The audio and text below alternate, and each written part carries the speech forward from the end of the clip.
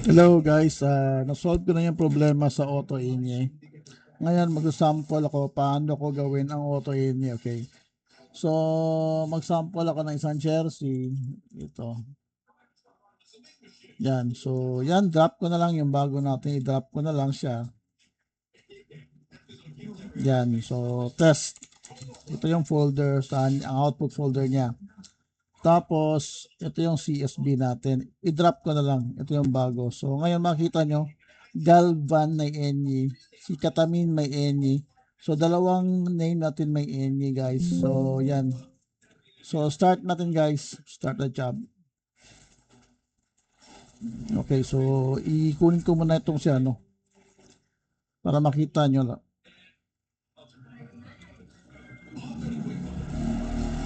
Yan. Automatic siya, guys, no? Mag-i-any siya. Yan. Nagawa siya ng any sa taas ng N. Yan ay kapag may any na ano, my name. Yan, converting colors. So, kompleto na yung Photoshop natin. Meron siyang auto-any. Usually, mga Pinoy lang naman gumagamit ng any. Yan, si Villamor, meron siyang auto-limit. Kung nakita nyo, bigla siya magli-limit. So, pag mataas yung pangalan, magli-limit siya, guys. Fine city to welcome our newly formed team of heroes, but that it would give us the opportunity to renovate its beloved Metropolis Terminal Station as our headquarters, our new home. Yan.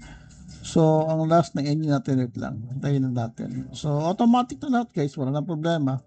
Relax lang tayo. Yung may engine, automatic na siya mag-engine. Yan.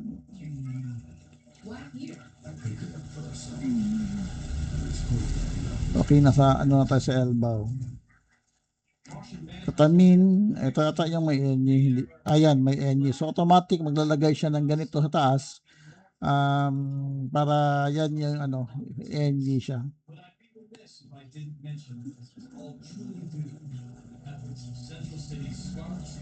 Yan. So, ito na tayo yung last. So, kompleto na guys ha.